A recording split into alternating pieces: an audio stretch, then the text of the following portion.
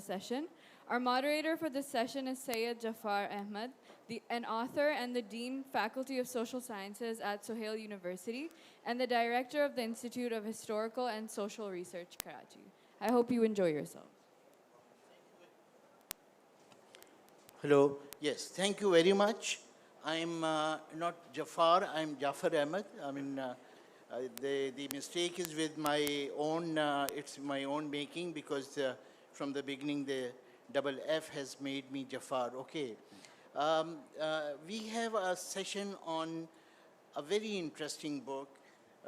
This is called Pakistan Left Review Then and Now. We have strategized this session in a manner that in the beginning I'll give a brief introduction of the two compilers of the book. I'll speak about the book for about 7 or 8 minutes. Then I'll give 8 minutes each to the other two participants. And then we'll open the floor for 2 or 3 questions, okay? Well, as far as the panelists are concerned, Nadir Cheema is one of the compilers of this book. He teaches economics at the School of Oriental and African Studies, University of London.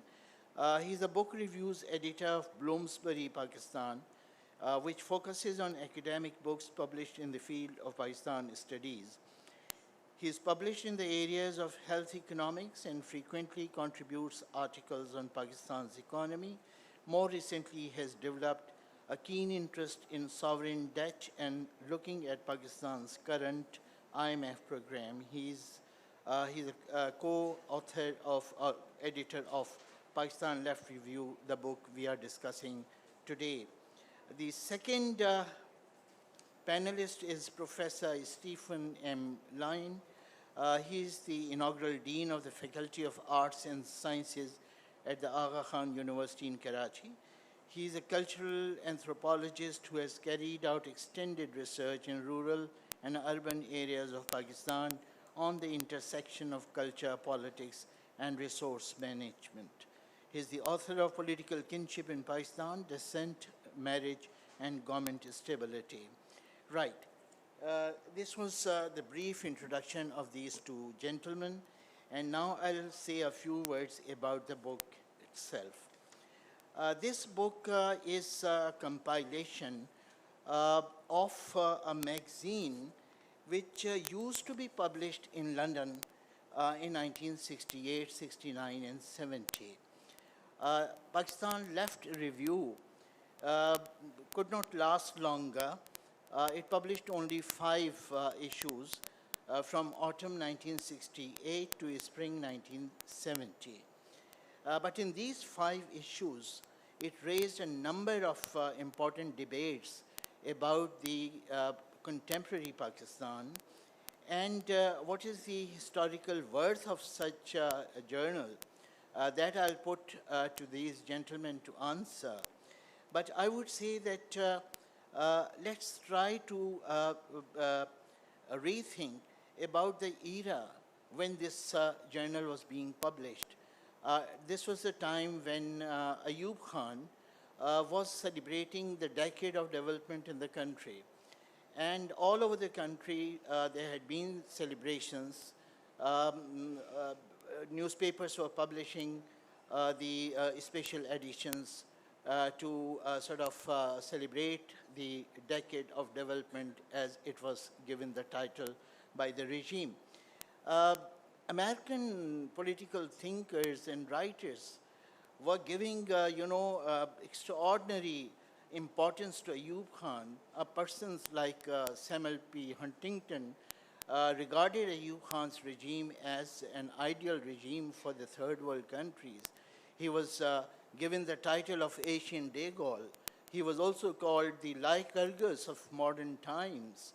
And yet, at that very time, the whole country was had erupted, and a people's movement was being launched at that time. And all sections of the society, students, lawyers, workers, peasants, they were raising sort of voices. The provincial autonomists were asking for provincial autonomy. There had been, divisions in the society, contradictions of the system. There had been vertical diversities in the country, horizontal diversities in the country. In the western part of the country, the former provinces were asking for the undoing of the one unit. In East Pakistan, they were asking for their autonomy. So at that crucial time, this journal started in London. At that very time, there had been some progressive periodicals in western part of the country also, like Lailu Nahar, edited by Faiz Ahmad Faiz and Sibte Hassan, Al-Fatah, edited by Shaukat Siddiqui and Irshad Rao. There was Nusrat, edited by Hanif Rami. There were a couple of other journals also. In East Pakistan, there was Holiday. These were very important, progressive voices in Pakistan. And at that time, Pakistan Left Review started in London.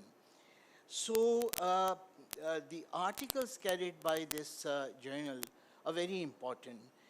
There were interviews. There are two interviews which are quite prominent, one of Mr. Bhutto, and the other was of Maulana Abdul Hamid Khan Bhashani. There was some very significant political analyses by Tariq Ali, Iqbal Ahmad, Aziz Kurta, Firoz Ahmed, and one very fascinating reporter of Ahmed Bashir called Festival of the Oppressed. It was about the famous Toba Take Singh Kisan conference that was covered by Ahmed Bashir in this article. There were economic analyses in this journal, particularly by Rahman Subhan about the economic crisis of the present crisis. Then there was an article by Hamza Alavi and Amir Khusro. That perhaps is the brief or abridged version of an earlier article of Hamza Alavi and Amir Khusro that was published way back in 1962, The Burden of US Aid. Then there were serious, I would say, theoretical articles in this collection, in this journal. There was one article by Herbert Marcuse, who was the ideological, I would say, the prophet of New Left movement, and someone whose ideas inspired whole generation of leftist youth in the Western universities. So he wrote an article about ethics and revolution, a very, very significant, I would say, article. Then there is an abridged portion of Marxist concept of man that has been taken by from the called Marx's work, Economic and Philosophical Manuscript. There were poems by Faiz Ahmad Faiz and book reviews, etc. So I have tried to give you a picture of the journal, which did not last longer, and we will ask the two gentlemen why it ceased to exist just after 5 volumes. And I would also like to ask that what is the significance of this particular journal in the overall political literature of Pakistan?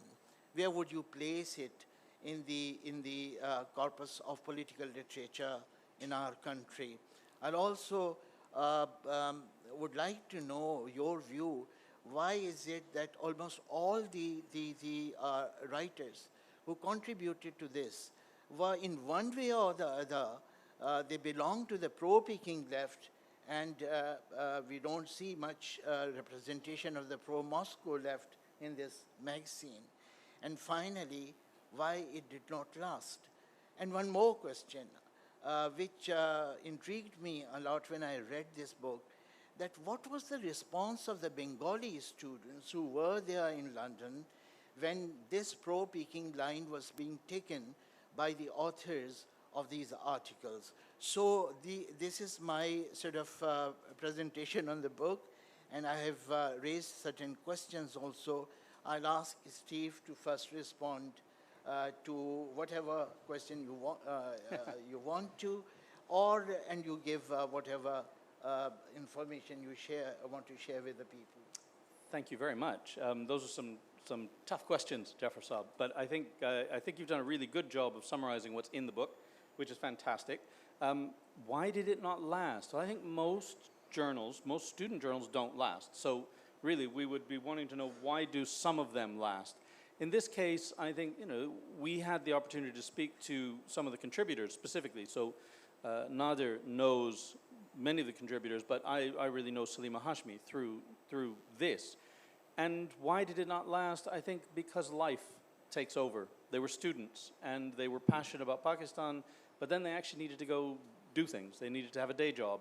And if this were to have lasted, it would have had to have taken on a more corporate existence, and that would have removed it from some of that, really, in a sense, that kind of Wild West, independent, freelance mode that it had. This was Aziz Kurta and Iqbal Saab who were just doing it. There was no editor, there was no OUP behind them, there was no Sage behind them. They were just doing this on their own back. And you can see in the pleas in the issues, please subscribe, we need money to keep this going. And this was so much on a shoestring budget that it was probably amazing that it lasted even 5 issues. So that, if Syleema Hashmi were here, she might have a better answer for that. But I think, why didn't it last? Why do most journals not last? Most journals, actually student-led journals, crash and burn. I've been involved in several of them in my time. None of them have outlasted those initial founding editors. When we started it, we left, and then it dies. It goes away. There's no money in it, apart from anything else. Right. Nadir, would you comment on this? Where will you place this journal in the overall political literature of Pakistan, or particularly the left-wing political literature of the country? Thank you, Dr. Jaffar, for introduction. I can see many familiar faces here. So just to give you a brief background, to give you the context, Syleema Hashmi has been the main driving force behind this project, and she has been involved with Pakistan Left Review for the last 50 years. And actually, the book cover has her artwork. So she's very generous to give us the permission to have her artwork here. So when we found Pakistan Left Review, I just wanted to introduce this to our students in London universities, but we started going through it, we realized it's a very important part of Pakistan's political history. Particularly the movement during 1960s. And we have books like Kamran Azhar-Ali's book on communism in Pakistan. But I think that period of time, 1960s, is not very well documented. So I think it's a very important book. It has archival work at primary source information as well, because we have reproduced some old chapters, and we invited some of the authors to write, which was Syleema Hashmi, Rahman Subhan, and Dr. Mubarak Ali to contribute. So in this way, what we see here is, so what we try to do is to situate the Pakistan Left Review in the present context, inviting the authors who contributed initially. And we see most important contribution is by Syleema Hashmi, looking at how leftist discourse has evolved in the last 50 years. So placing it, we felt it was very important because that part of Pakistan's political history is not very well documented. Okay. If I read this book in the context of the times it has tried to cover, in 1968-69, the type of political uprising one finds in Pakistan, there was this discussion in the country that perhaps revolution was knocking the door. And in those days, the people who wrote with this view in mind, Tariq Ali's book, Military Rule and People's Power, and Firoz Ahmed's article in this book, the leftist debate in Pakistan, they think that now Pakistan is, in fact, in a position where we can have a leftist progressive revolution in the country. Days later, in our time, Lal Khan wrote about it, and he says that in 1968-69, the objective conditions were such that a revolution could take place. Uh, is this impression true that this feeling was there among the people? The revolution 1960s. Yes. In 1968-69, the anti-Ayub Khan uprising Yes. that gave to some authors the impression that perhaps it is time revolution could take place. Right. So my own background is in economics. So as you mentioned, the uprising started when Ayub Khan decided to celebrate a decade of development. And we often, till today, people like our previous Prime Minister Imran Khan, we see it's the golden era of Pakistan's economic development, which often, we wrongly take the credit of the South Korea followed our model. So there's definitely this whole economic model which was implemented in Pakistan. In other words, Pakistan was picked up as one of the few developing countries to experiment the policies of free market economy. So in other words, Pakistan was not only ally, political ally, being part of CETO and CENTO, it was all economically allied, one of the first few developing countries been picked to experiment the free market economic policies. And I mean, it's not some very rocket science, it's basic growth model where you patronize the industrialists, the economy grows. In the medium to long term, there is in the medium, there's inequality. In the long term, you expect to have a trickle-down effect, which never happened in many countries, same in the case of Pakistan. So you think that was a time where economists, people, Rahman Subhanati, one of the most important contribution in original PLR is Rahman Subhan, which could be published in any economics journal, academic journal. So I think, yes, definitely people from looking at, from the economics point of view, there was this sense of economic deprivation. The whole, the growth-led patronizing, the industrialist model did not deliver. So there was definitely this realization of economic disparity, inequality, which led to this, the uprising against Ayub during late 60s. Right. Steve, I'll ask you this question that you have been looking into the political literature of the time. Why you chose to take these 5 issues of a journal and you compiled them in book form? I think it's a good question. There are other things we might have chosen. What I really liked about these journals is this was student work, but way beyond what you expect from students. It was just so impressive to me that students, I was a graduate student. I remember being involved in politics. I don't remember having this level of kind of mature engagement with the national politics. I was a child dabbling in politics. These are adults. They're students, but they were adults. So I was very impressed with their level of sophistication in the way they understood it. Don't agree with everything they said, but they were tackling this at the same level that I would expect people with doctorates, people who were engaged in professional things. So that impressed me and certainly made me think this is worth bringing to a younger audience that may not have seen it, because all students can achieve this level, but we need to sort of aim them that direction and say you should be aiming for this level of sophisticated analysis.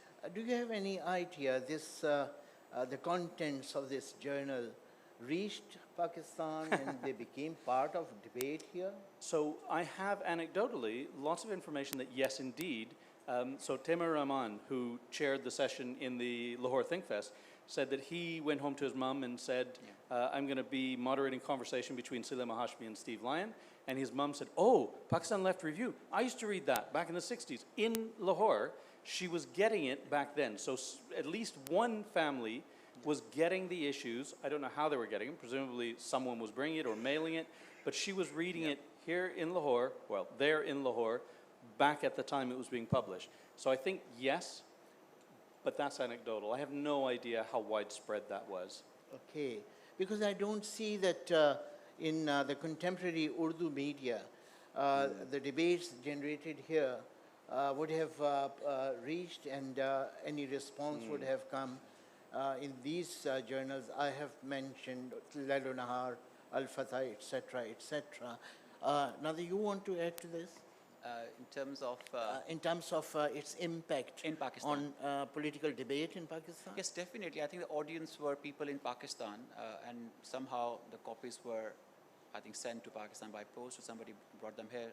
But the only record we found was in the British Library.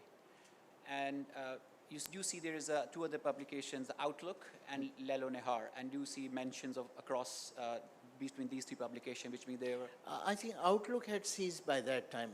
Outlook was there in the 1963-64, but it resurfaced during Mr. Bhutto's time. Yeah. But in 1968-69, it was not there, but Holiday was there. Yeah. And among the writers of this book, Rahman Subhan was quite known in Yeah. Pakistan Yeah. because he was contributing to the newspapers in East Pakistan. And his name was already there as someone who had contributed to the drafting of the six-point program Yeah. of Sheikh Mujibur Rahman. Yes. I actually once asked Rahman Saab, he had come to Pakistan in 2002, I think, when for Hamza Alvi lecture. And after the lecture, there was a dinner at Hamza Saab's place. And I took that opportunity and I asked Rahman Saab to give me just 10 minutes. And in those 10 minutes, I asked him, it is said that you are the author of 6 Points program. He said, I'm not the only person who was the author of those 6 points.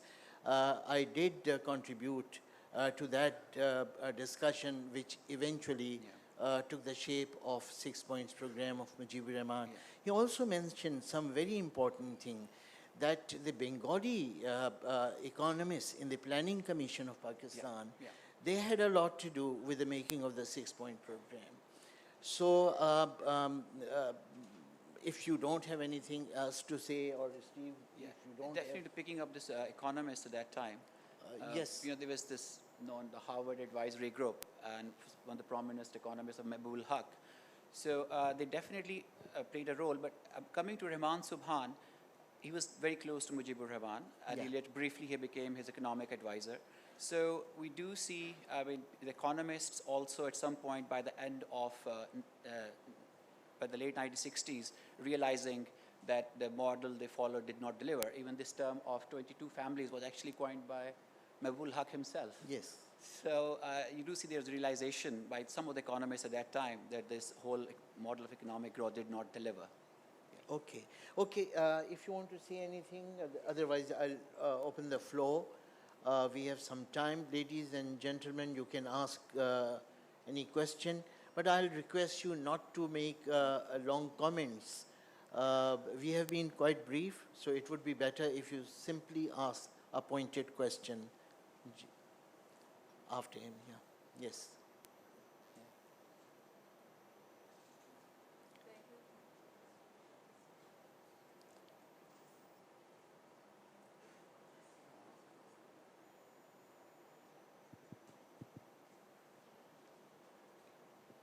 Thank you, Dr. Jaffar, and to Steve and to Nadir Cheema. I think it's a very welcome session on the Left Review, because Pakistan's political scenario today is rather centralized in terms of the mainstream parties. And the left has been left out of politics for a long time. So many of us who were young and at university in the 60s do remember that time when there were many voices speaking about a socialist, left of center, distinctly left of center agenda. And I think there are several names which unfortunately many people in the younger generation perhaps don't know about. So my question is not so much about the Left Review of that time, but is to ask you, since you looked at in great depth what people felt, the young generation felt, and certain prominent people felt about leftist politics, that why is it that we have lost that? Why do we have very extreme rightist parties now, which are largely religious? And why do we have all the major parties of Pakistan clustering around a centrist model of politics in the spectrum of politics? There is no alternative in Pakistan. There is no socialist leftist program that is articulated and presented to the people of Pakistan. If I can briefly say. Yes, Yeah. you can. Okay, so I mean, since we saw this global issue as well, since the fall of Soviet Union, we do see leftists Hello, yeah, can you hear me? So we do see it's a global issue that since the fall of Soviet Union, we do see leftist groups and movements disintegrating. And also, I keep highlighting this economic liberalization of early 1990s. Since then, how the way this financial markets are so entrenched, there's very little space for even, let's assume what happened in Greece. There was a very leftist government, but at the end, they had to comply to IMF's conditions, and they had to resign. So I think there's some global issues in terms of after the breakup of Soviet Union, like institutions, IFIs, you have to adhere to their condition. And domestically, I think is something we always have discussion within leftist groups. We have to admit this, that we tend to operate in small groups and pockets. There isn't a lack of consensus. I think if you read George Orwell's account of his time in the Spanish Civil War, what you see is people really passionate and care about things, and then they start disagreeing about minor points, and that's enough. If you're really passionate and you care, actually the minor differences are enough to splinter you. And the extreme right, I think they don't have the same level of passion about the details. Their opposition is something else, and it's actually incredibly well funded, that far right. It's easier to stay coordinated when you've got funding from wherever. Whereas the left cares about the ideas, and often when you care so much about the ideas, that's when you fall out. That's when you say, well, no, he's not a proper leftist. He's not a purist leftist like me. I'm a purist leftist. No, he's a corrupted leftist. So yeah, as Jaffar sir mentioned, in 60s, there were only two, there was a main divide was pro-China and pro-Soviets. But now here, the divides are many small groups, pockets operating within left is one of the reasons. If you allow me, Shana Saiba, as a student of history, I think that if we look back at the first 2 decades of Pakistan's history, I would say that as long as East Pakistan was with us, the major thrust for democracy came from eastern wing of the country. And the major thrust in many ways came from eastern part. And in those days it was said that there is an axis of Dhaka, Karachi, that is capital of Sindh, and Peshawar, the capital of northwest frontier. This axis was the embodiment of the future, democratic and federal structure of the country. The separation of East Pakistan deprived us of that thrust of democracy. And secondly, unfortunately, the two political parties which were at the helm of affairs after 1971, they got entangled with each other. If People's Party and National Awami Party could come closer, and both were progressive parties, that would have been a very good move, taking us towards democratization of the society. Instead, National Awami Party was sort of sidelined, marginalized. It itself gave up secularism from its program. On the other hand, People's Party was compelled or accepted to befriend Jamaat-e-Islami and Jamiat-e-Ulama Pakistan, and itself became a tilting towards the right party. So I think this created an environment in which leftist choices were confused. And the other leftist sort of groups were so weak to take any ground. And since then, the history is before us. You want...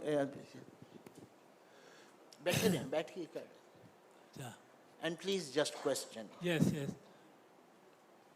During your briefing, the question came that what happened to that expected or supposed revolution? Why did not it take place?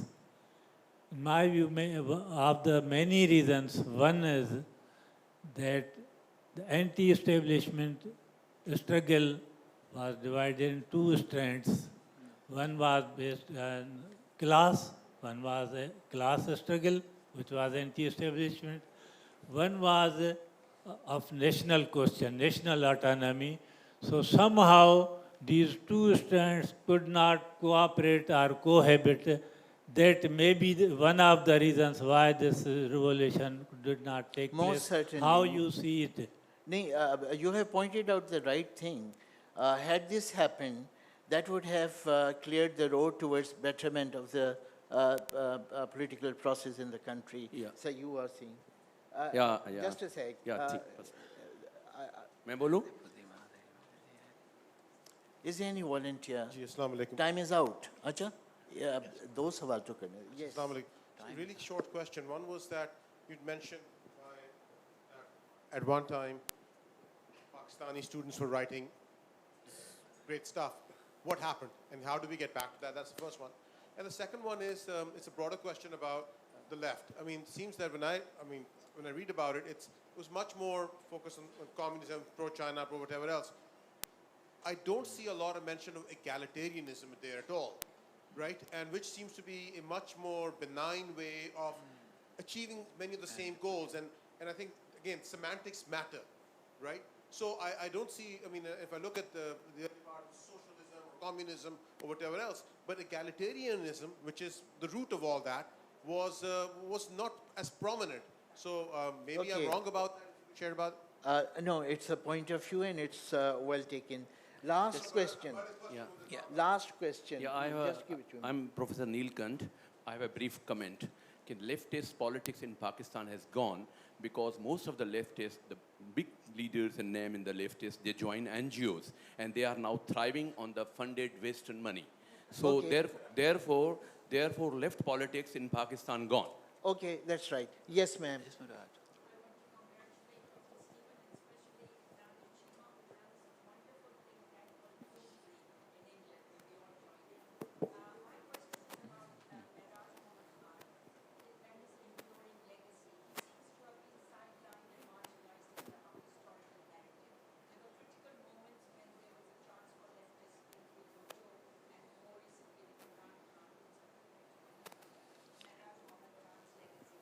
Yes, I may give you this information that I belong to Institute of Historical and Social Research, and we do researches on the progressive and democratic struggles of the country.